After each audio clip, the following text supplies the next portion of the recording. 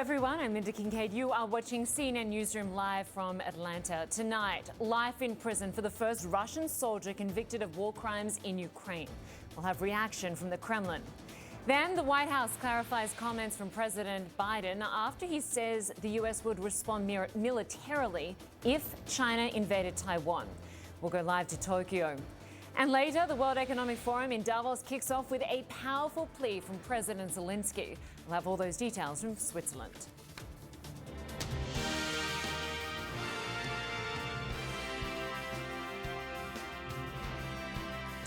No ceasefire and no concessions. Ukrainian officials are rejecting calls to resume negotiations with Russia, saying the only way to end is for all Russian forces to leave the country.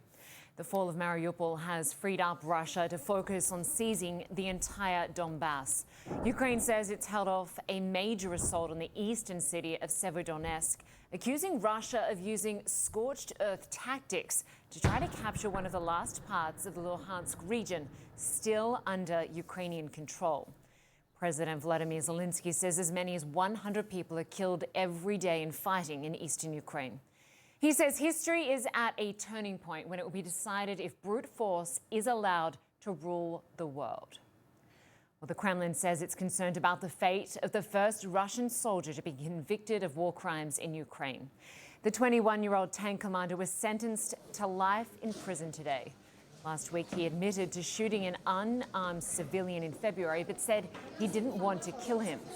The court found him guilty of premeditated murder. Well, I want to bring in our Melissa Bell, who joins us live from Kiev. Good to see you, Melissa. So this 21-year-old, the first Russian soldier to be tried for war crimes, sentenced to the maximum, life behind bars. Is he likely to appeal that sentence? And what's the Kremlin saying about this? He will, Lynda. His defense lawyer has confirmed that Vadim Shishimarin will be appealing that decision on the basis of what's been his defense throughout, that he was obeying an order. And you mentioned, of course, that accusation according to which he's been found, guilty, that crime according to Ukrainian law, and again in a civil court of which he's found guilty. The reason, though, explained the judge today, he was being given the maximum sentence, and he could, of course, have been given less than life in jail. He could have had 10 or 15 years, was that he had also broken international law. And of course, that international judgment of what Russian soldiers and Russia's forces as a whole and Russia as a whole has been doing here in Ukraine is yet to come. The International Criminal Court is preparing an investigation even as we speak. But this is, of course, also a unique trial because it is held by a civilian court in the context of a war that rages on. Have a listen to what the prosecutor had to say just after that trial ended today.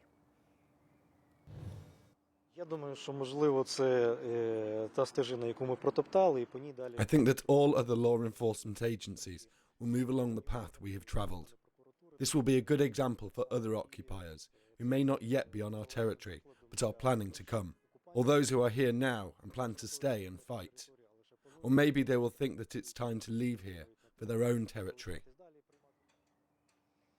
Now, the Kremlin, which had remained fairly quiet about this case over the course of the last week, being asked about it day after day and saying that it didn't know much about it or it was not being kept informed, did today react, saying that it was paying close attention to the case of Vadim Shishimarin and would do all it could to assist.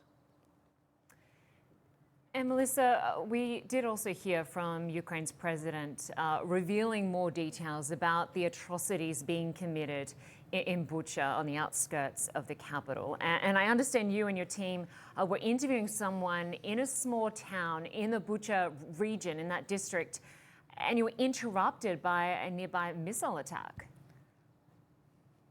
That's right, Lynda. First of all, the background to this interview, you're quite right. Vadim Shishimarin is the first case to be brought to trial by Ukraine's judicial system.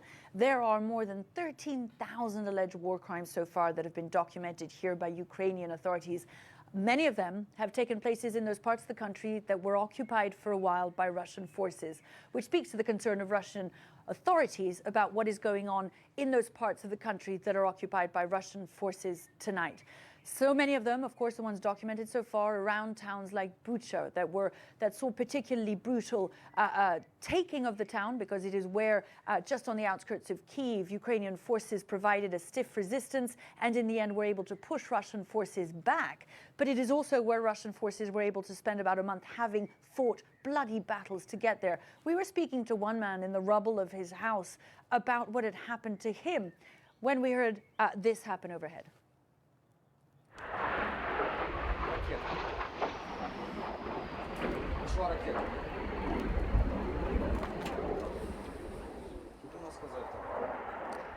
Now, what was so interesting was to see, and you can't necessarily see them in that image, but I could, out of the corner of my eye, see all of the locals who were around and immediately sort of hit the ground and came out of their houses ducking and looking up the sky. And bear in mind that this is a part of the country, again, one of those countries occupied for several weeks, particularly traumatized.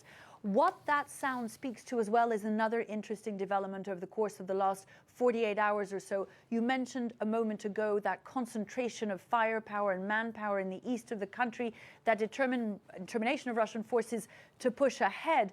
What we're also seeing and have seen over the course of the last few days are increased missile attacks by Russia on the west of the country. So a couple of hours to the west of where I'm standing now, the region of Zhytomyr, that missile strike that you heard, one of several that were fired just yesterday, most of them intercepted. One of them did make it, killing one civilian. And bear in mind that the one that succeeded in getting to the town of Marlin in Zhytomyr on Friday was specifically aimed, said Moscow, at that Western military equipment that is coming through those towns. So it was a rail station that was hit. It was a batch of Western weaponry that was destroyed. And that tells you about the Kremlin's strategy at this stage, to consolidate its forces on the eastern front to try and get as much ground as it can, taking on as well those Western supplies that have proved so crucial to Ukraine's attempt to push them back, Lynda.